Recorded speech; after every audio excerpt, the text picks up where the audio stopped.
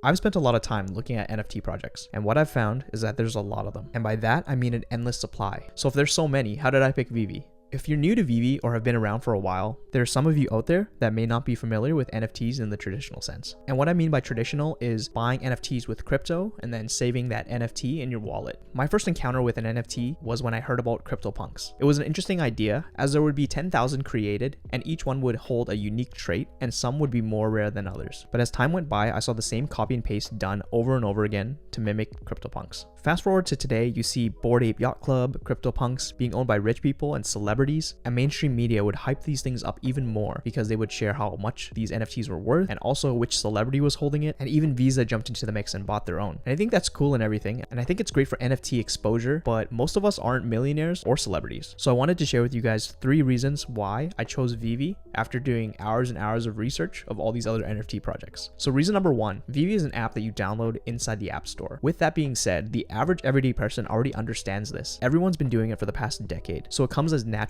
to everyone as tying their shoe. And this eliminates a huge barrier to entry when it comes to NFTs. If you've ever tried to buy an NFT on OpenSea, you would have to have an understanding of what Ethereum is, what minting an NFT is. You would have to have some knowledge of crypto or what a transfer address was. And on top of that, paying a ridiculous gas fee every time you want to buy an NFT. So to break down what a gas fee is, it's essentially a transaction fee every time you try to buy an NFT on OpenSea through Ethereum, as you're essentially paying a transaction fee to a miner who is minting that NFT for you. And this is fine and all until the network gets congested. When the network gets congested, some of these gas fees can get ridiculous. As an example, I've had a friend who tried to buy a Mike Tyson NFT and he ended up paying $6,000 for a gas fee. And the way gas fees work is the more you pay in gas, the higher you get moved up the list. And with Mike Tyson's NFT being a 1 of 1, my friend didn't even get the NFT. And on top of that, he lost the $6,000 that he paid for the gas fee because those are non-refundable. Regardless of the amount of gas fee you pay, even if you don't get the NFT, you lose that gas fee. And I just can't see mainstream adoption with the everyday average person coming in and paying that ridiculous gas fee. So when it comes to VeVe, paying for gems with your credit card comes as a no-brainer because we've done that time and time again. So this is a big barrier to entry that's eliminated. So my reason 2 is IP. If you haven't heard, IP is king. So with intellectual property, this is the thing that allows VeVe to mint all these large brands on their app. These large companies such as Marvel, DC, Disney, and Universal have all given their IP to VeVe. There are a lot of companies out there that claim to be the first ever licensed NFTs by these big companies, but Marvel and Disney have officially come out and said that these are not by them. These are by artists or fan art, and they're working to actually get rid of all these fake NFTs. Their first ever licensed NFTs will always live on the VeVe app. And the reason why IP is important is these things are authentic, and we know when we buy from VeVe, these things are going to be real. And with the amount of IP that VeVe has, they're already pulling in an existing fan base instead of having to build their fan base from the ground up. One thing that really intrigues me with this IP is that they have Marvel and DC under the same roof. The reason why that intrigues me is because when I first joined the VeVe app, I only saw DC, so I assumed that Marvel would never be on the same app, as we've never seen these two companies work closely together. There's always been this strong rivalry. There's no other place where you can see an official Spider-Man stand next to an official Batman. So if these companies can put aside their differences and work together because they see something here, then I'm willing to put my trust in VeVe as well. And reason number 3. So the reason why VeVe is migrating to Immutable, which is a layer 2 solution built on Ethereum, is to allow for gasless transactions and to also allow us to be able to get listed on more exchanges, as a lot of exchanges aren't too familiar with the GoChain network. The VeVe team's goal is to have all of their NFTs be interoperable. What interoperable means is that NFTs will be able to freely move on and off the app. So I believe it will take some time for some of the brands that VeVe is working with to allow their NFTs to be interoperable, due to the fact that NFT and crypto is still so new to the mainstream market, and there are a lot of scams and rug pulls that are happening out there. I believe with the future of VeVe NFTs that they will all be interoperable at some point. However, I believe as this is a new concept, it will take some time for these IPs to go and educate themselves. So with that being said, a lot of people see this as a con due to the fact that you can't move your NFTs off of the VeVe app, and seeing this as a closed community and not decentralized. And although I understand where they're coming from, there are a lot of perks to holding your VeVe NFTs on the app, such as the Master Collector program. So the longer you hold your NFTs on the app, the more points you gather, which allows for more perks in the long run. It allows for AR capabilities, as opposed to just holding an NFT in your wallet that would just be in 2D and would just sit there. It allows you to create fun and engaging showrooms inside the app. And then it also allows you to have a built-in marketplace to easily buy and sell new NFTs. And with the VeVeverse rolling out in 2022, I don't really see a reason to move these NFTs off the VeVe app. With crypto and NFTs still searching for that mass adoption, and there being so many learning curves and scams for people to avoid, VeVe is the perfect app that blends it all together. It helps the average everyday person to collect NFTs in the way that they already understand. And with the backing of large brands through IP, I truly believe that VeVe is the gateway to NFTs and the everyday person trusting NFTs due to the fact that their favorite brands that have been around for decades that they love are backing the company as well. Again, this is not financial advice. This is just my experience and how I've chosen VeVe out of a group of all these NFT projects. I hope this video was helpful. Hope you learned something today. And if you have any questions, I'd love to hear them. So leave them in the comment section below. Make sure to like the video and subscribe. And I'll see you in the next one.